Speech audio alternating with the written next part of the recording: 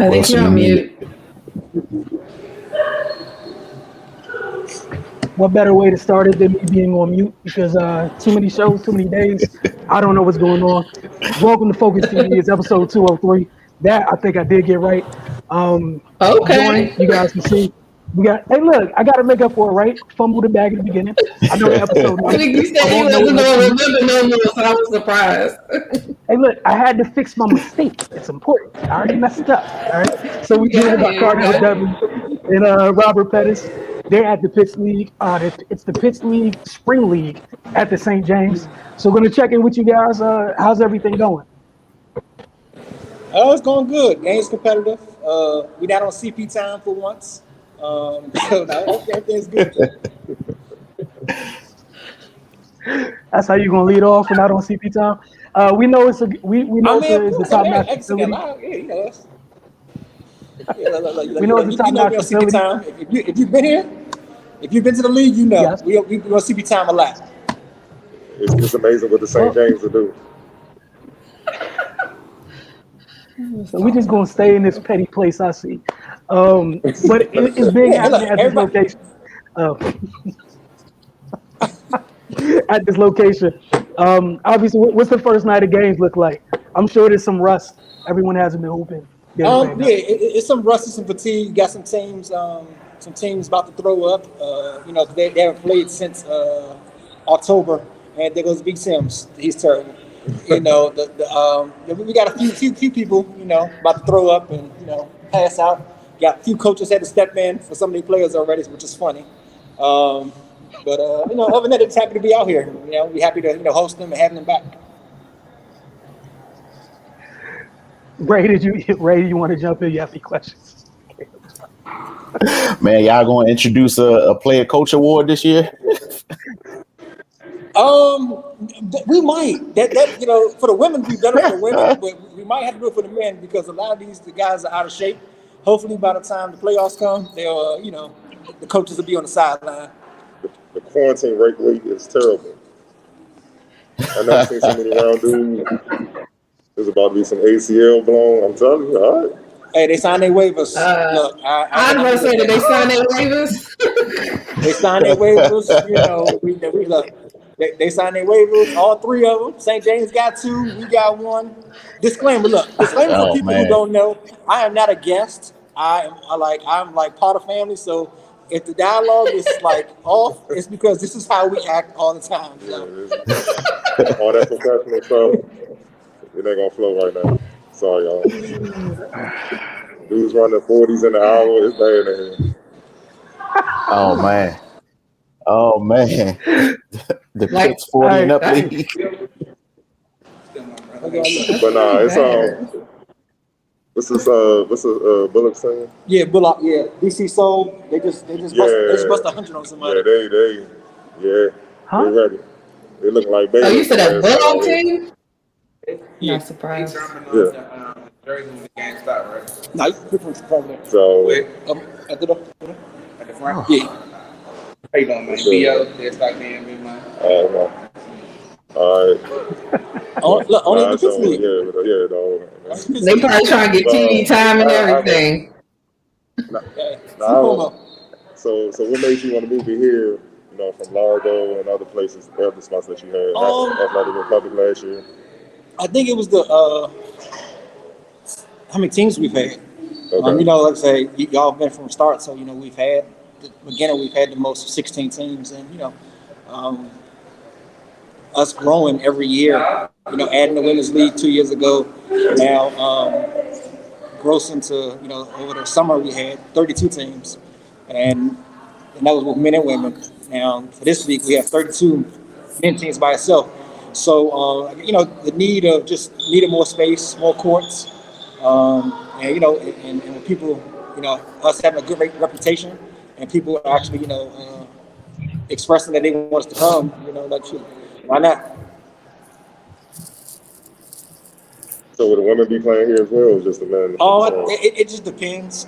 We might bring the women out here, or we might keep them in PG. But as of right now, we're gonna, we're gonna play it by ear. Okay. We love to have them out here. It's a nice facility for them, so we love to have them there. sure. They're competitive as well. Yeah, very competitive. Definitely. That is one thing that I think everybody can attest to. The women's side, they got busy every time we got an opportunity to watch them. Mm-hmm. Every single time. So Anything outside of else, Coach guys? Bullock's team, yeah, I was gonna ask. Outside of Coach Bullock's team, Oh yeah, yeah. off the early, go ahead. It's a couple of players that they already ready to go. Luke Casey. Um, you'll hear a lot about him. About 6'5" kid. You said he played at D3. A D3, I'm not sure which one I'll find out, but he's a D3 kid. He just runs the floor. Does the intangibles, does the screens. Cutting, passing, backdoor passing. Little Jokic, play with Jokic a little bit. Athletic. So like a robot. So. And then you had a big man with about 6'8", Brian Kubi, dominating in the post. He's a big body. He knows exactly what he's supposed to do. He get in the paint. He play like a vet. Yeah, he get in the paint and he dominate. He played D1 ball. Derrick Payne, he's on the introduction. He looked good tonight. Almost had a dunk. And, he's up there in years. He pushing like 20 years in the summer league thing, but he looks sharp out here.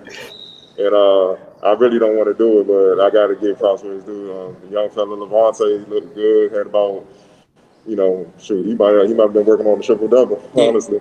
And points, rebounds, and steals. Literally. I think he had 6 steals in the first half. So yeah, he be strapping out there. He be strapping. Like I said, his team, that's Bullock's team. Like I said, they look like Baylor from last night. They just literally beat the team by like 50. 93 to 48. There you go. So yeah, they're gonna be hard out because they ready to go. Everybody in shape, they sharp, they ready to go. So they're not playing.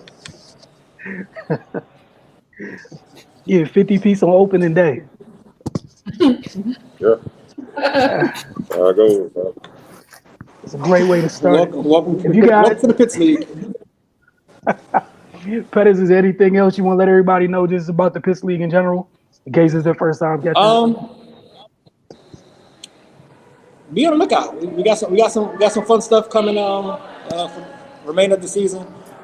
We may add a few things that you guys have brought to us during the summer. So just be on the lookout. You can find us on Instagram. You can find us on Facebook. You can find us on Twitter.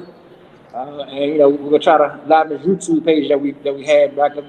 But you can go there. You can see some old Young Wilson, old Octavia interviews on YouTube. Some old classic ones. So but no, we do definitely. We're not having fans this session, but we're working on having some type of links so people can see games and stuff. So other than that, just come join the family. We'll be here for as long as you can. We get to see Wilson out the Django. Yes, you see Wilson out the Django. Yes. Django, Okay. That's where we at tonight. You gotta love it, right? You gotta say this family's not having guests. With that, y'all have a great one. Rodney, please send me that box. Move them to the left. It's family, right? Go ahead, slide on to the left. Don't need to see you moving for a while. Y'all have a good one. Thank you. I appreciate you, Rodney. But no, seriously, we appreciate Cardell Pettis checking in with us from the the opening the Pitts League Spring League at the St. James. And again, when everything kind of gets opened up a little bit, folks get an opportunity. If you haven't been to the St. James prior, pre-pandemic, like it's a great facility. So I know the players are going to enjoy playing there for sure. That's definitely a given. And we'll have several more check-ins for the Pitts League Spring League in the coming weeks. Not going to be there every week, but the weeks that they are, Cardell and Rob probably be checking in. But that said, we're going to take our very first break of the night. When we get back, Raymond's going to talk about his favorite team in the whole wide world, the Washington Wizards. You're watching the Focus TV. We'll be right back.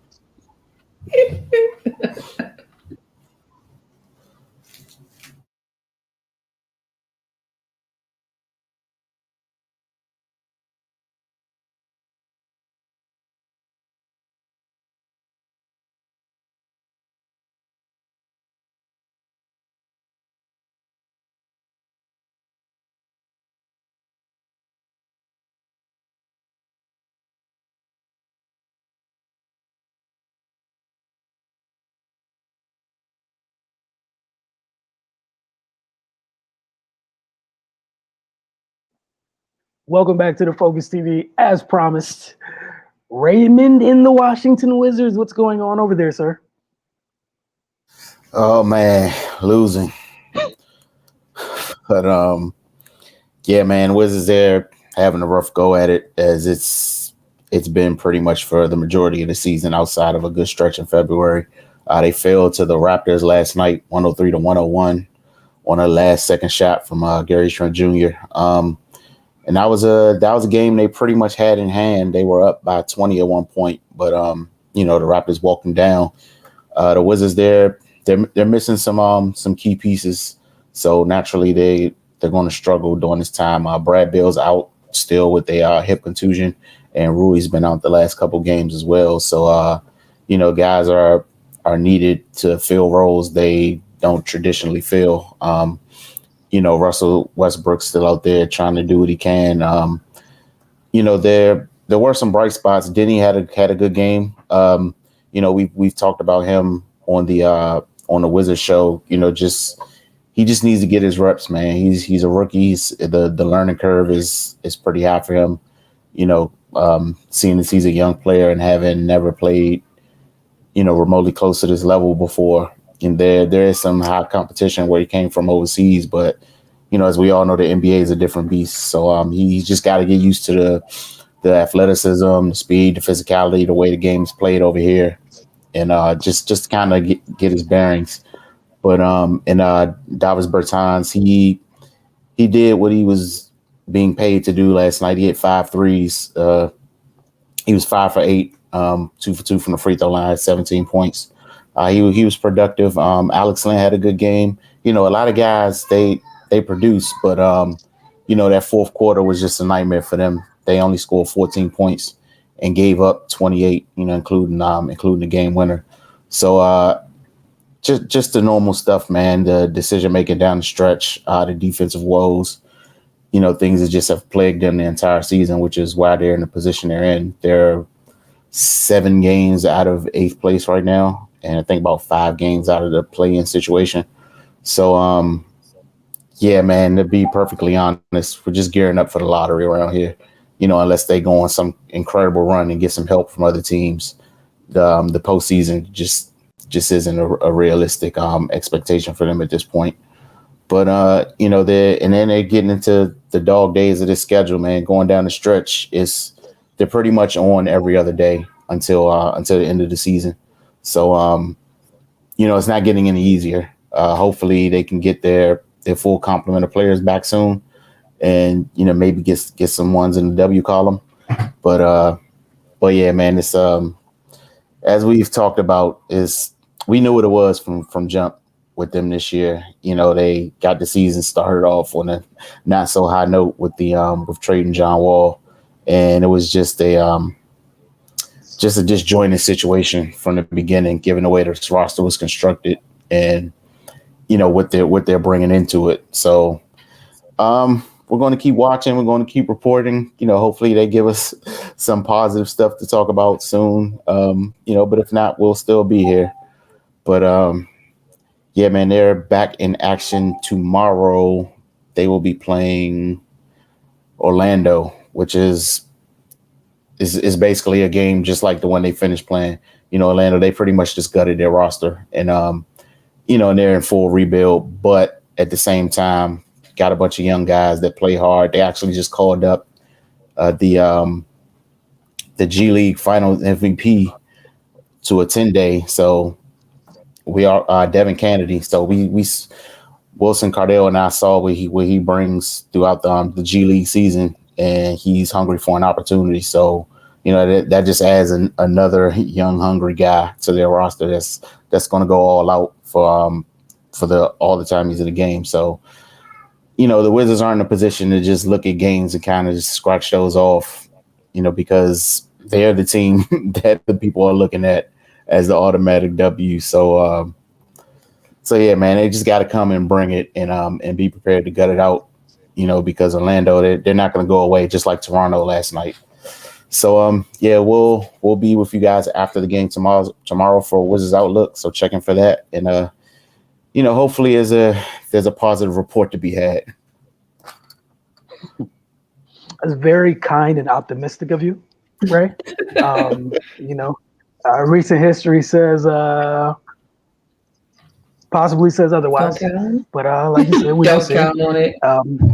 I'm sure Wizards fans appreciate your optimism at this time. But again, like the Toronto game, you're missing Van Vliet, you're missing Lowry. Should have been a win. You kind of sort of had a win. Chose the flop instead of contest the shot. Bad things happen. Orlando is probably.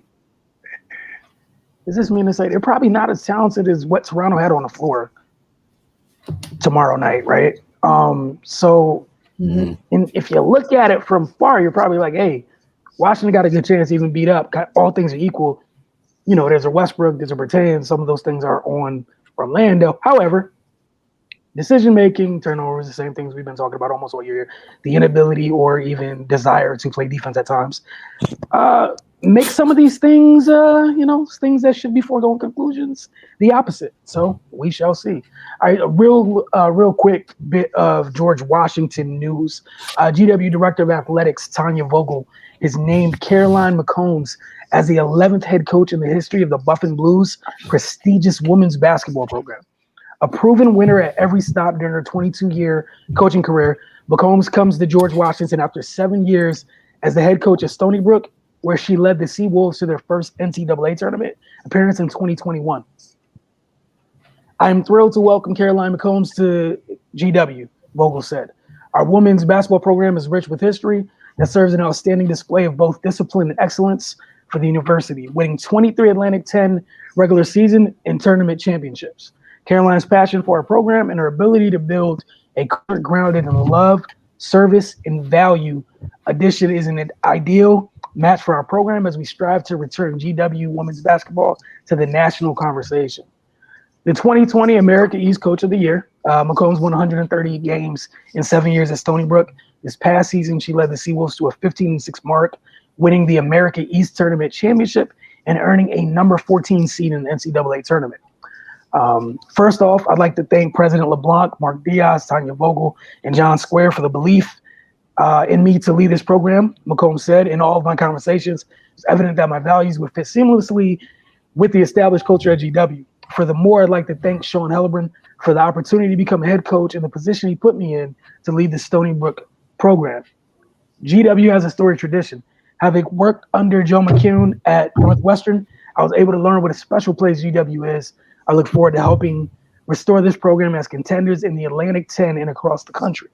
So very happy for Coach McCombs for this opportunity that she gets.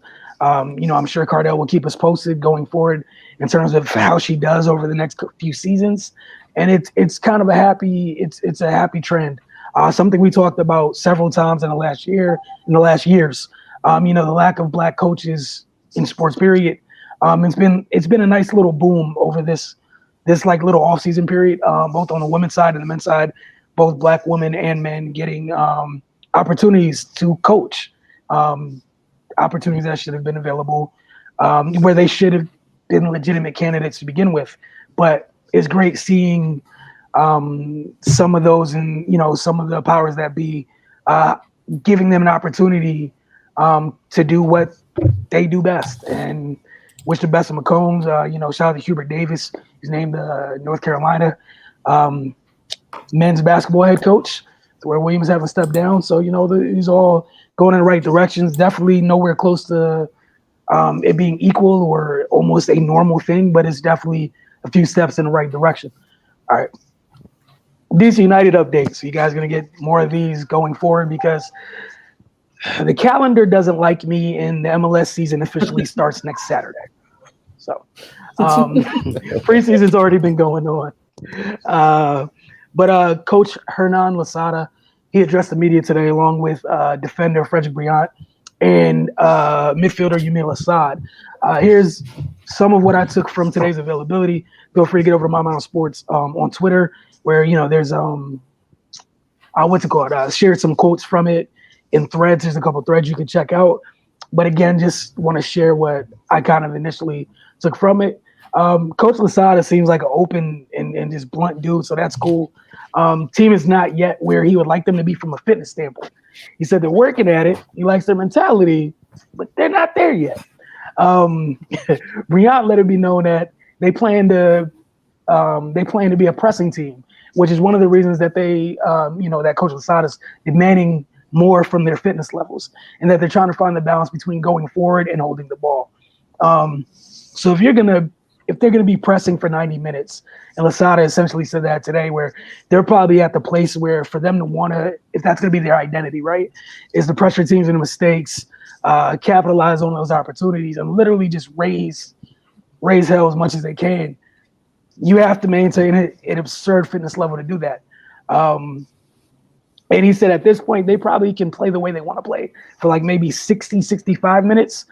Games are at least 90 minutes long. So they got a ways to go.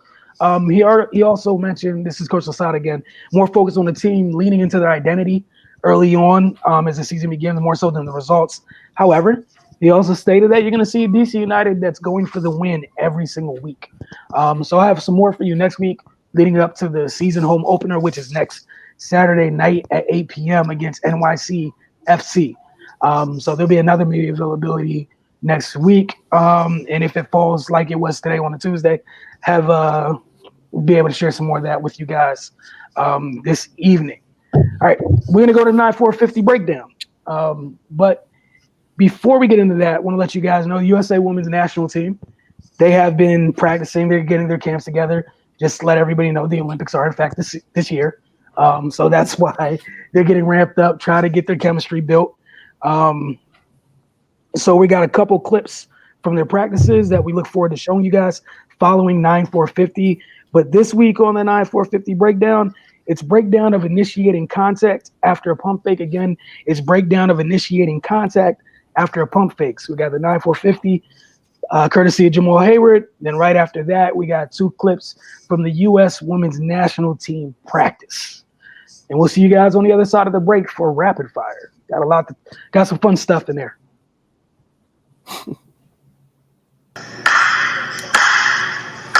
Today we're going to break down a move, working on creating space and creating contact out of the mid-post, turning over either shoulder. So I'm going to turn over my right shoulder, and I'm going to turn over my left shoulder. So I'm going to start right now in the mid-post here. My right foot is going to be my pivot foot. So once I turn here, over my right shoulder, I'm turning towards the baseline. So I want to take a big step with my left foot towards this here, using my right foot as the pivot. So I take this turn here, I'm going to use my shot fake, okay? So with that shot fake, I'm going to get that defender to lunge forward. When I get that defender to lunge forward here, I can coincident with my shoulder, my right shoulder, still create contact and still fade for my shot. Okay, so here it is right here. Shot fake, here, shot.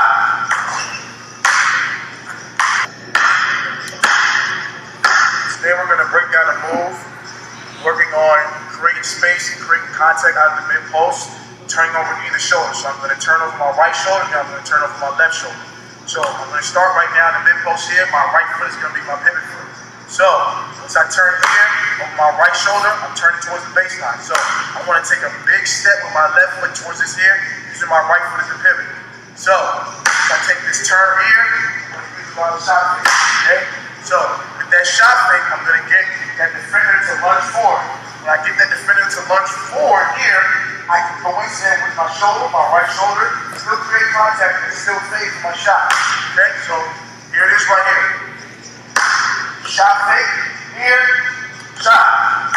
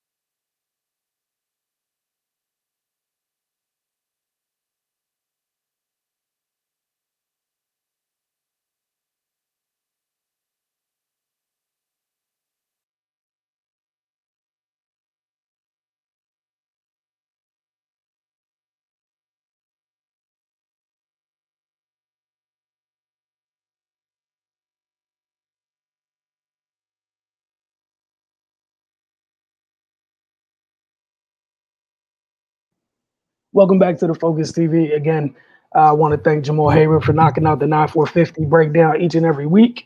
Look forward to watching the U.S. Women's National Team cut down and figure out who's going to be representing the country. I feel bad for those in charge of making up, knocking that list down to 12 or so. I wish them the very best. Does not look like a fun job. All right, so we're going to get into rapid fire. These are still Cardell still came up with the questions, looked out. I'm not very happy about the first question because I'm sick of seeing it and dealing with people with it. But here we go. Since the 49ers traded up to the 3rd overall pick in the draft, a consensus has emerged that they play in the draft Alabama quarterback McCorkle Jones. But they haven't tipped their hand to Alabama coach Nick Saban. Saban said on the Dan Patrick Show today that the 49ers attended Alabama's pro day, but didn't show an outside interest in Jones.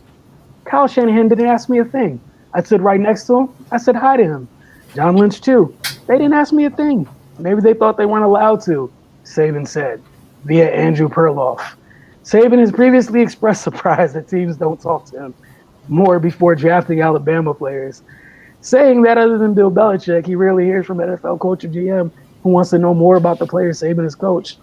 So the 49ers not talking to Saban about Jones isn't necessarily unusual as they continue to hold their cards close to their vest. Octavia, your thoughts on all of this? Why does he think somebody has to talk to him is my question. Like they're football people. I mean, maybe if they want to know like intangibles as far as like the type of person they are, I could kind of see. But I mean, number one, he should feel good enough that he has a good track record of all of the players that have come into the league from underneath him. So I'm pretty sure most people pretty much know the character of the person that they're going to get. And then these are also some of the great football minds. Like they can decipher and look at a player and figure out if they're going to fit into their scheme without talking to you because it's right there on the tape. Like, I don't know what else you want me to ask you when if I want to know something about how he plays, there's plenty of film for me to just look at it. And again, as these great football minds, they can dissect it and figure it out themselves. So I think this should be a non-story. I don't think that he should even say anything because like it just sounds a little bit entitled to me personally. Like I would have been like, bro, like I don't have to ask you anything. Like this doesn't make any sense to me. So I wish this was not a thing at all.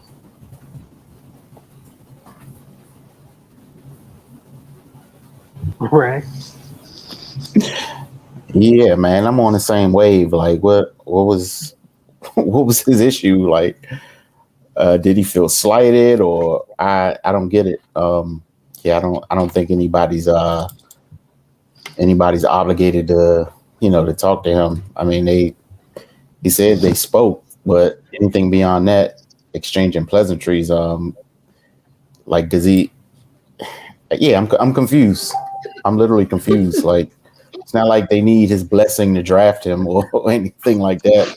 And like Octavia said, they can, they can get all the information they need from film and whatnot. So, yeah, I don't see the the necessity to have a conversation with Nick Saban. That one threw me for a loop, man. I just didn't get his point. All right, yeah, I'll provide a little bit more background. Yeah, I think most of it is just that everyone's going out their way to say that the Niners are definitively taking Mac Jones with the 3rd overall pick.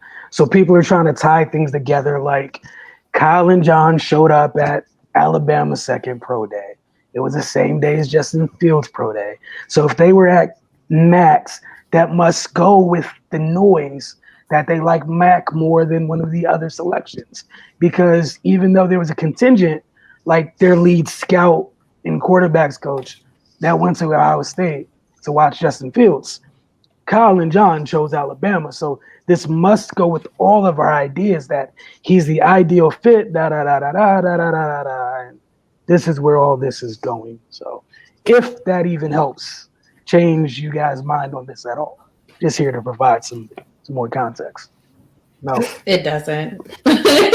For me, it just makes me feel like he just wants to be involved. Like you just want somebody to come to you, and you want to have something to say, and you want to be like you want to have. I guess like want to have your players back and like talk them up. But it's like, how many times have people been drafted without the coach never talking to that player? It's happened a gajillion times. Like, why is this a thing? And why? I guess that's what I'm saying. Like, why do you feel so entitled that you feel like they should have asked you, or I don't know why they didn't ask me. Like, it just sounds dumb to me. I don't know. I agree with you guys, and I'm going to try to parse my words carefully because this subject bothers me so much. Yeah, so I think one of the things is Nick Saban does a great job. Anytime there's a story about his school, he makes sure he gets his share of the story, right? And in this story, because to me, again, this is me. Y'all can say I'm putting the tinfoil hat on or whatever. It doesn't add up because you're not a part of this. Like Octavia said, they got people that watch tape. And again, I hate to be this person because everybody keeps talking about what, their quote unquote league sources. Let me be the first to tell you from the bottom of my heart, since Kyle and John took over, these people been 0 for 77. They don't know. they just don't know. And you want to know how I know they don't know? Because they've been wrong the entire time. These are the same people. If you knew, you would have been able to tell us that the Niners were working on trading up. No, we found out after they traded up and told us they've been working on trading up. That meant Adam Schefter didn't find out, who knows everything according to a lot of people. Means all your favorite scoopers had no idea what happened until the deal was done. It was essentially a 3-team deal. So that's 3 teams that kept stuff that buttoned up. No one found out nothing till that Friday on the day of young McCorkle Jones Pro Day that folks were moving up to 3 and people went crazy and talking about the fits and all this other stuff. And I will simply say, because it just boggles my mind, there hasn't been a leak out that building since they've been there. Just stop it. We'll all find out who they take with the 3rd overall pick, April 29th. Let it go. We don't know. and I guarantee you they ain't tell you nothing either. Stop it. Just let it go. Y'all just, and they keep throwing so many Mac darts to the top of the ceiling that they just hope it sticks. And I think the biggest thing here is, they keep talking about, with this whole conversation before we move on, everyone keeps going, let's look at the guys that he's coached previously. All right, so I got a whole question, just one quick question. Did he get an opportunity to draft any of those guys? Was he the head coach in any of those situations? No? Cool, we don't know what he likes. We have no freaking clue. And I also find it very hard to believe that you're going to spend 2 firsts to trade up to get a younger version of the dude you already don't like. Like, you want to spend 2 firsts to go pick not Jimmy? That doesn't make any sense. You don't like actual Jimmy. You get not Jimmy. You don't like you have actual Jimmy. You can't stand him. You ready to move on. Like, just get us through the year. The future's here. Like, we don't want to pick, we don't expect to pick this high again. Let me go get my guy. And I'm supposed to believe that my guy is not Jimmy. That's tough for me, y'all. That's really tough for me to believe. Y'all got to take off these. Again, the Mac Jones stuff made sense when they were at 12. At 3, I don't buy it. And again, and I will say this for the very last time, if they do take Mac Jones, somebody was just lucky, or that's what Kyle wanted to do. I guarantee you ain't hear from nobody in that building. These are the same people you could have checked on me last year. I thought DeForest Buckner was going to live his entire life as a Niner. Oh, there's no way he's leaving. 2 days later, DeForest Buckner's going to the Colts for Javon Kinlaw, Last year in the draft, I was all excited, like, oh man, we're going to get a wide receiver at 13. Y'all heard me. All every day leading up to the draft, I was giddy. Oh, Jerry Jeudy. Oh, that. They took Javon Kinlaw. They traded down and took a defensive tackle. Then they came back up and got a wide receiver that people didn't even care about. They took a JUCO guy. Everyone that was up there on TV screaming and yelling like, oh, you can't take that. You don't know. I don't understand how hard it is to be like, I don't know. I guess we'll see. It's cool. That's all right. I gotta stop this, dog. Throwing old McCorkle Jones out here for no reason. Y'all killing me. I'm just mad at Life's already this tough. McCorkle. That's his name. That's a real name. Like That's his McCorkle. actual name. His real name I know. is McCorkle. I had to look it up. So apparently his name is Michael McCorkle Jones. So McCorkle is his middle name. But just the fact that McCorkle is a name, that's not a last name. Hold up. I'm gonna just let that. He's choosing to go by McCorkle instead of Michael.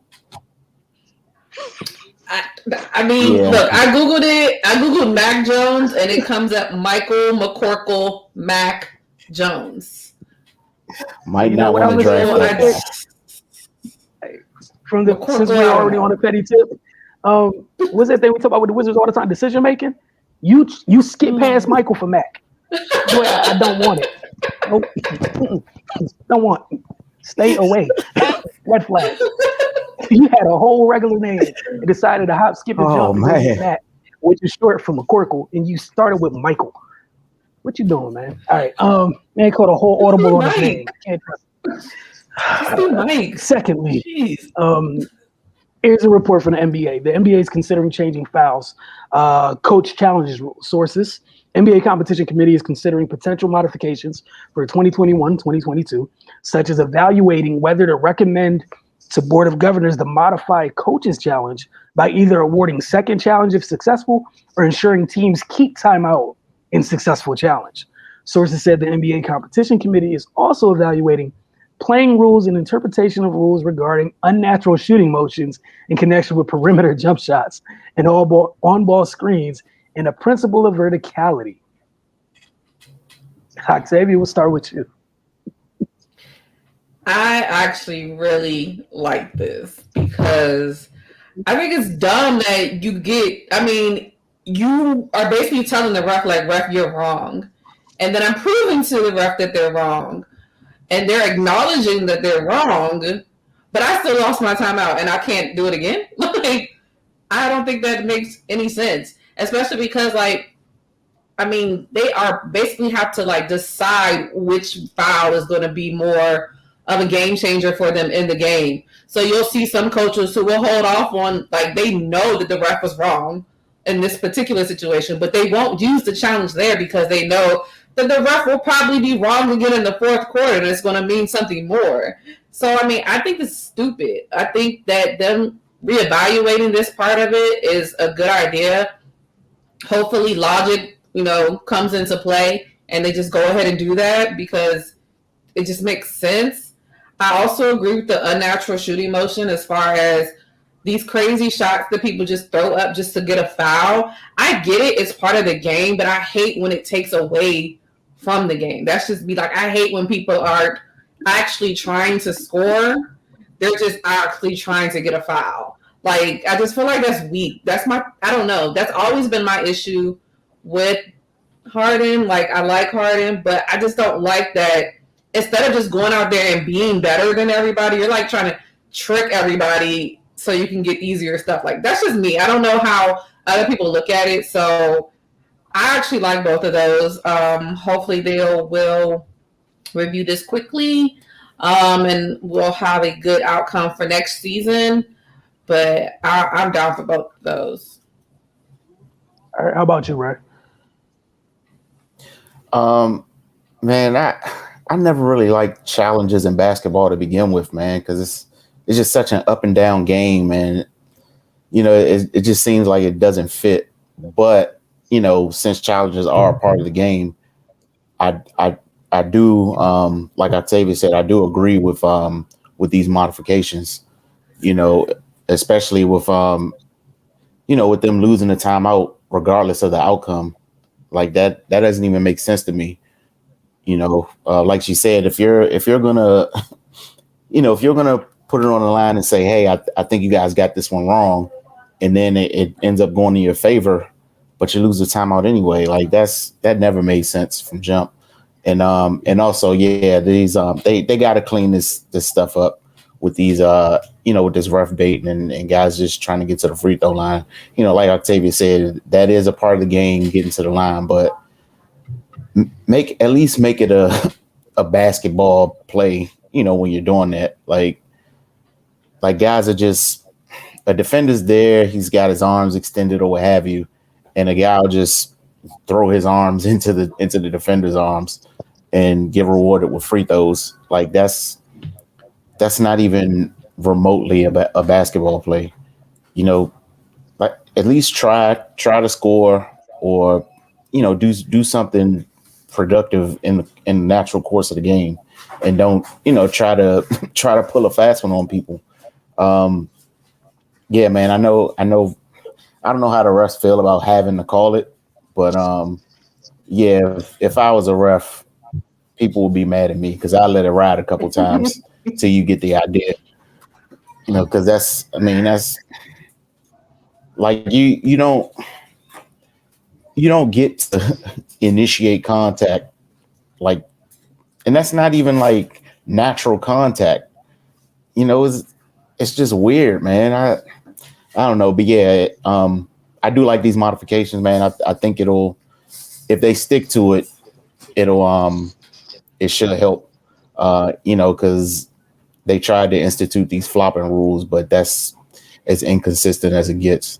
So I think it just depends on how they manage this and how they monitor it moving forward. But on paper, yeah, these look like some good changes.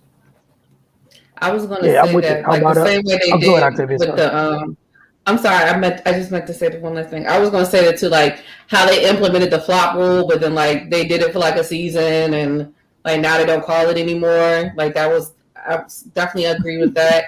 And then another modification that I hope they look into as well is like when they do get the challenges, and then like say the team that challenges wins, and like then they can't tell who had the ball. So then it's like, then they got to do a jump ball, and then the other team get the ball back anyway. Like, I hate that too. Like, y'all need to figure out something like, if they were wrong, why do I now have to jump with any two people on the court?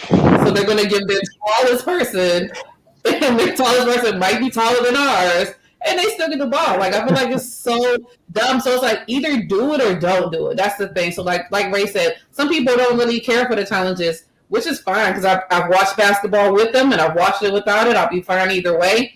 But if you're gonna do it, like actually do it. Like make it so that the team that is actually doing this is getting a benefit from it, especially because that just means the ref missed the call. So like that's the only thing that I would have cared about. Is like you know how upset and up in arms they get when they get a bad call, like, and it happens all the time. And not saying that the refs are perfect, we know that, but if we could prove it and it makes sense, like, why would they not get rewarded for that? It doesn't make any sense to me. Yeah, my only little 2 cents is, yes, fix it, because offensive players have too much of an advantage in an area where you're not allowed to play defense. So yeah, take away the hunting for the foul line. Take it away. If you're not earnestly trying to score, whatever happens to you, and I do not feel bad because you weren't trying to score. Yes. You went to do something outside of your body or outside the realm of basketball for a whistle. I don't have time for you. And I wish they could call a foul on you for you when you do it, because it's absurd. Like a tech, or like a or like a warning, like like how they give you like the I can't even think of it. Like you do it twice, like I don't know, it's a tech. And it's a shot in the ball or something like that. But give them a whole foul so they understand it. Give them a whole foul so they feel the ramifications. You got 5 left. How do you want to use it? You want to use them on offense? Beat my case. All right. Don't get any on defense. Facts.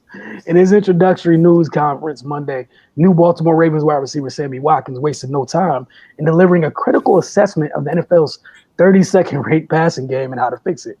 Watkins said he believes Lamar Jackson can become an elite quarterback in the NFL if the Ravens wide receivers get better separation for him. It takes guys getting open to be great and look great and be the Patrick Mahomes of the world and be Tom Brady. Watkins said you got to have the number 1 receiver, the number 2, or the number 3 nowadays to go out there and be successful and literally throw the ball with your eyes closed and be unconscious. If I can go out there and be healthy and the other wideouts can make plays, we can be a balanced offense. If we get open when we need to get open, I think Lamar can throw for 4,000 yards or 4,500 yards or even 5,000 yards, whatever these guys are putting up. I think he could be that quarterback and be elite in this game.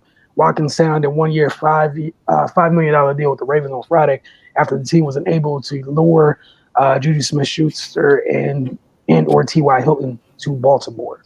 Octavia, start with you. Just your thoughts on Mr. Watkins, one, his signing, and two, his comments. I mean, the signing was cool, you know, if that's all they could get. No offense to Sammy, because I feel like Sammy Watkins was good when he got in the league. I feel like he's bounced around a couple of places since then, so it's been kind of hard. And then he's been injured a lot, so he's not. I mean, I feel like if he would have not been as injury prone as he was in the beginning of his career, he might have stuck with a team for a lot longer instead of bouncing around a lot. I think he can be an elite wide receiver. I just think his biggest issue is staying healthy. And as far as his comments, I mean, for lack of a better word, like what else is there? Of course, that's like we've seen it. You know, like we've seen Lamar Jackson. Like we know this. That everybody knew he just did not have a number one wide receiver. So my other thing is, you're talking all this junk. You know.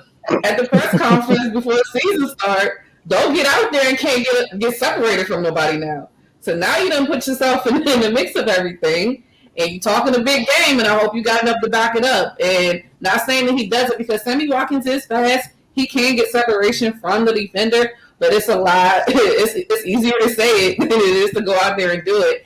And being in the AFC, it's not going to be easy for him.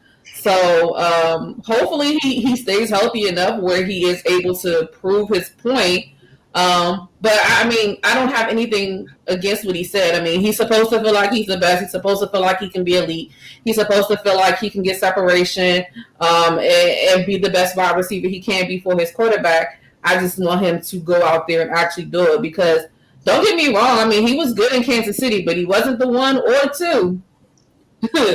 So it's gonna be a lot different being the one. So you're doing a lot of talking. Are you ready to be the one? Because he wasn't the one or the two in Kansas City, and we know that. But he has the potential. He has the skill. I just need to see him do it. I don't want to hear him talk about it no more. How about you, Rick? Yeah, you know, I don't have a problem with what he said. You know, I'm glad he came out and said it out loud.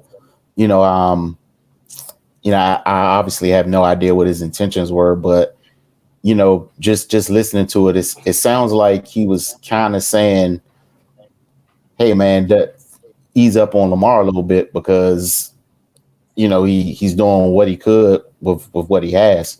You know, but like Octavia said, he's got to show and prove.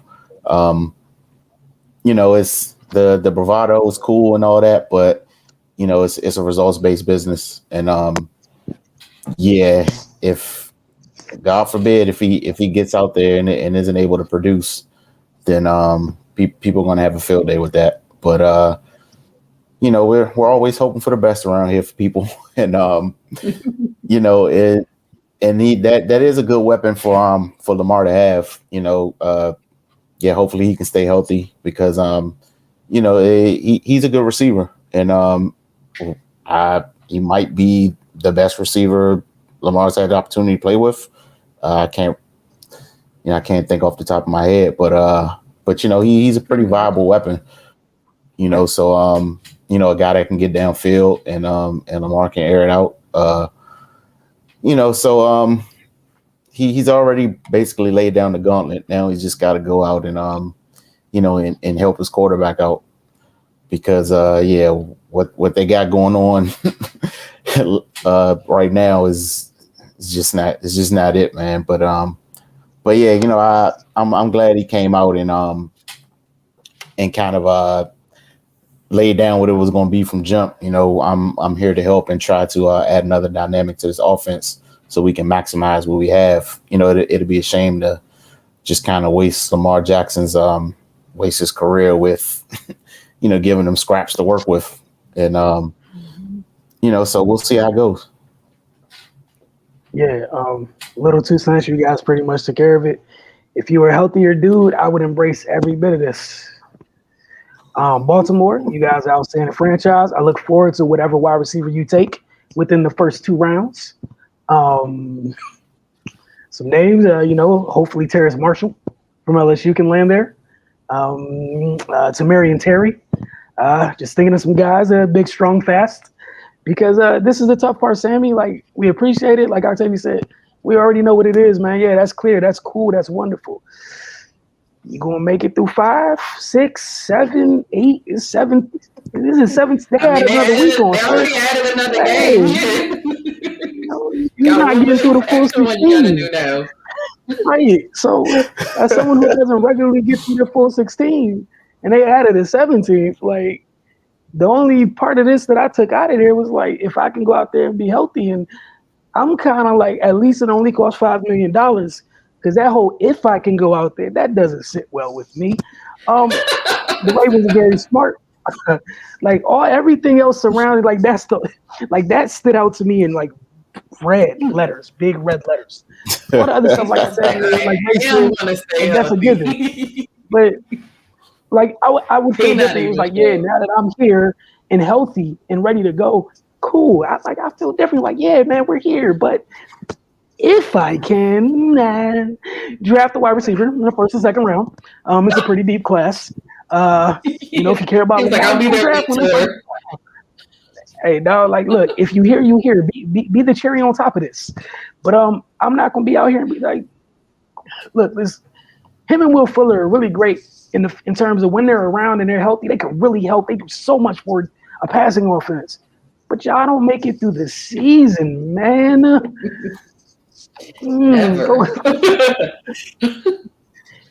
Go draft. Just, that's cool. You there. Baltimore, new GM, Mr. DaCosta, you know what I'm saying? I already know what it is.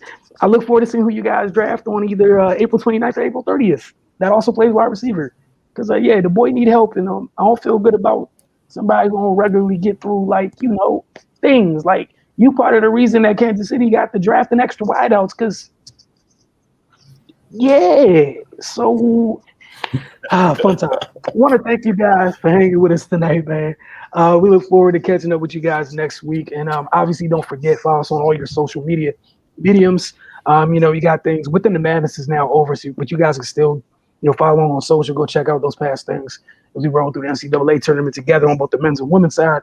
We still got Wizards Outlook going on, and other things will be coming up. We're like a month away from WNBA starting up. Like I said, my calendar doesn't like me. We about to be, nothing's changed. Just things are replacing things. And then the draft is the NFL draft's April 29th. I believe we got some planned for you guys April 27th from a draft perspective. So we'll see how that goes. I'm gonna tell y'all right now. Any one of y'all that put that man McCorkle at 3 during this mock draft, we got problems. We got problems. I'm gonna pick him. I'm gonna pick him. Why you gonna be like? Why you gotta be like? That's just McCorkle. See, look, man, Cardell and Rob came in here and started this petty train and is gonna keep it rolling, huh? Y'all have a great evening. We'll be back next week, same time, same place for the Focus TV. Don't forget, every Friday night on DCTV at 10 p.m.